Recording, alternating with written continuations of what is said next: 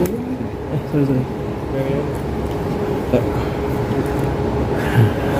Yuk. Mas Ari, mungkin kegiatan hari ini apa nih Mas Ari?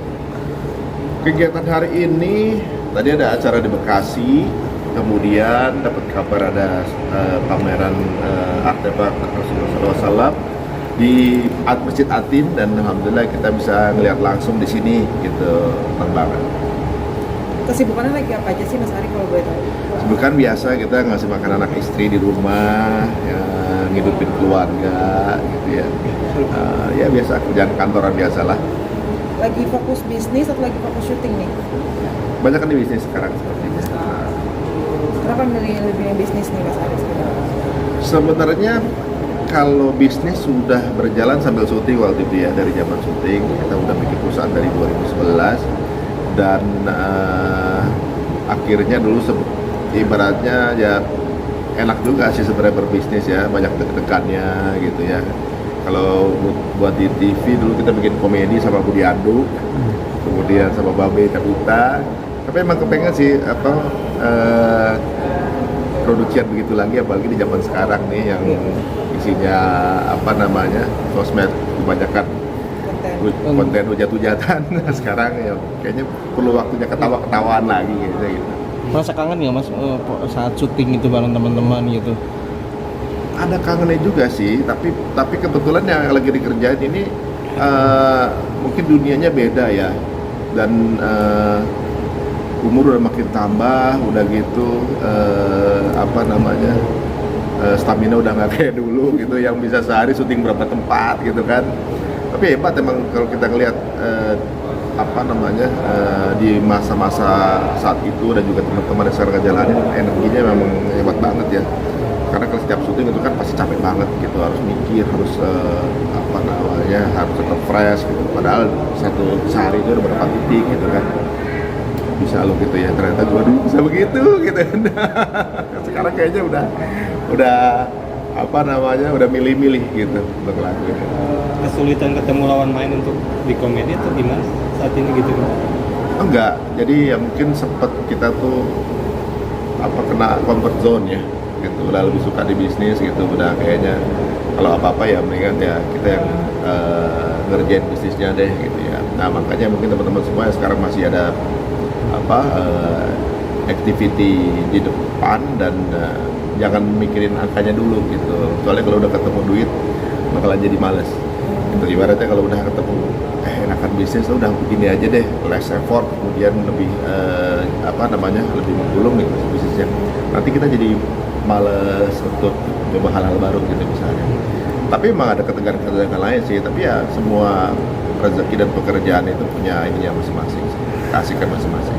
Lebih mengembangkan di bisnis apa sih sekarang?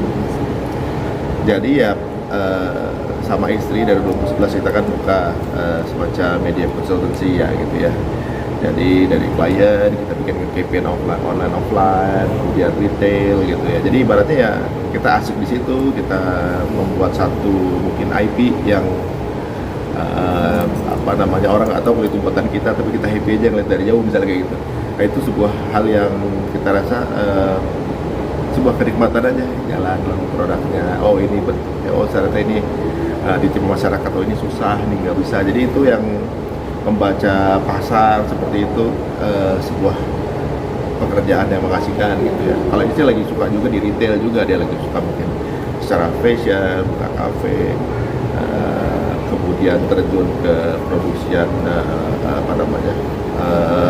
pabrik baju gitu segala macam ya, gitu gitulah. Memang beda dunia sih gitu, tapi ya pembukuannya tetap dia juga kok gitu. Jadi ya mau kemana-mana dia juga tahu isi saldonya.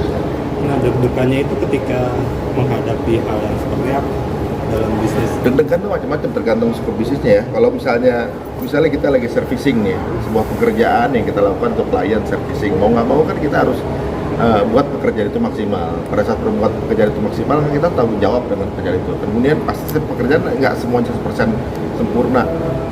Nah, ketika delivery sama klien, pasti ketika ada miss-nya dia kita harus terima komplain kan.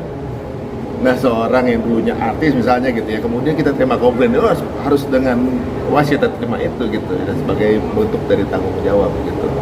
Itu salah satunya. Dan tapi kan masing-masing jenis pekerjaan itu punya challenge yang beda-beda kan gitu. Ada yang memang pekerjaan itu nggak langsung berhubungan dengan klien, tapi sebuah IP yang diluncurkan misalnya, yang kita konsepkan begini strategi marketingnya misalnya, tapi tetap bisa diterima sama masyarakat atau enggak gitu, kita udah bakar duit misalnya gitu. Tapi ada yang tanpa effort khusus ternyata justru ekonominya datang dari situ gitu. Banyak sih hal yang mengejutkan di bisnis. Dan di beberapa tahun belakangan kita memperbaiki akad-akad atau bisa dibilang jenis perjanjian yang kita lakukan di bisnis dengan akad-akad yang lebih sesuai lah. Sempat merasa ini nggak sih Mas, agak kesusahan untuk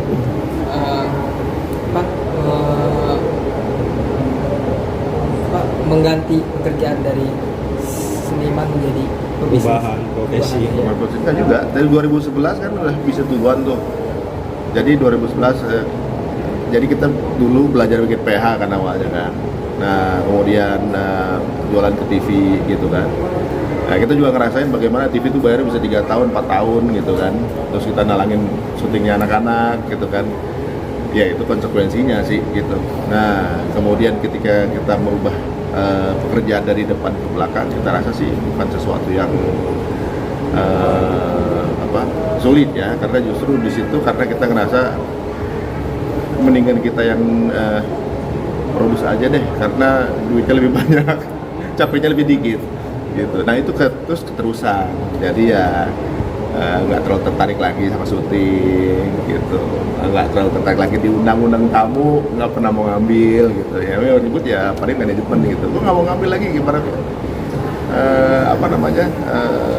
nanti gimana nih buat jualannya gitu ya, kan memang kita lagi mungkin interestnya udah beda kali ya gitu ya. Mungkin ya insya Allah mudah-mudahan sih nanti lah, kalau lebih sekarang kan apalagi udah ada YouTube ya, udah ada channel, kita kalau lagi pengen nongol ya tinggal aja channel sendiri aja gitu, pengen ngapain ya punya channel sendiri juga gitu, jadi ya nggak tergantung dengan channel orang juga.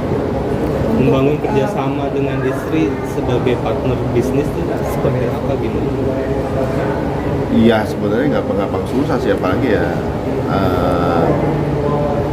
istri kan yang dilihat tuh angka ya, sedangkan kan kalau suami gitu atau enggak, kalau bisnis kan kita tuh risk taker ya, maksudnya tuh yang kita hitung tuh kan projection.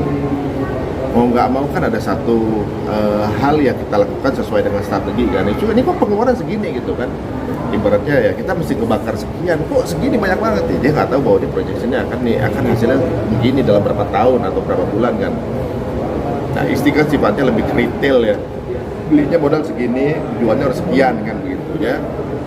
Tapi itu justru ketegangan itu yang dalam bisnis ya bikin kita jadi lebih romantis ya. Jadi karena banyak komunikasi, sering ngobrol.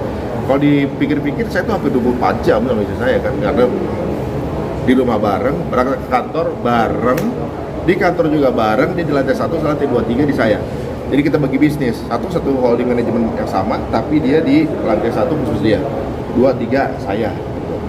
Nah kayak kemarin raker kemudian gitu, yang finance yang banyak yang bocor dari saya, lalu dia komplainnya nggak boleh sebagai suami istri, harus sebagai ya orang di dalam perusahaan. Nah tapi ya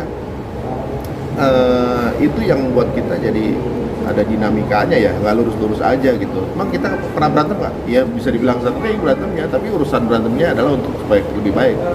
Tadinya kan kantor saya di Mampang, tetangganya Ferry Sambo gitu kan. Kemudian kita pindah jadi satu bangunan, jadi satu bareng. Tadi kita pisah-pisah, kantor istri di mana, saya di mana gitu. Akhirnya kita jadi satu bangunan, walaupun ada juga yang nggak bisa masuk, cuma ibaratnya intensitas jadi lebih sering, kontrolnya juga lebih enak. Ya cuma bedanya kalau istri itu kayak, jadi sampai CCTV itu remote-nya di dia ngeliatin. Saya keluar rumah, saya bisa, loh kamu nggak ada di kantor nih, kemana? Bisa tahu loh dia. Asisten saya, driver saya, asisten saya itu omnya dia. Jadi saya tuh mau kemana juga ketahuan. Itu omnya dia, dia nggak bakal, bukan nggak percaya, memang ibaratnya dia kepengen in control. Jadi kan kalau misalnya di kantor nggak ada, kata saya di ruangan saya tidur gitu segala macam. Tapi itu yang bikin saya istriku masih ada ada timur-timurnya dikit bagus lah. Ada juga yang udah belasan tahun nikah udah mati rasa, ada juga kan, tapi ada senengnya juga mau dikirimin apa segala macam gitu ya, ada perhatiannya jadi.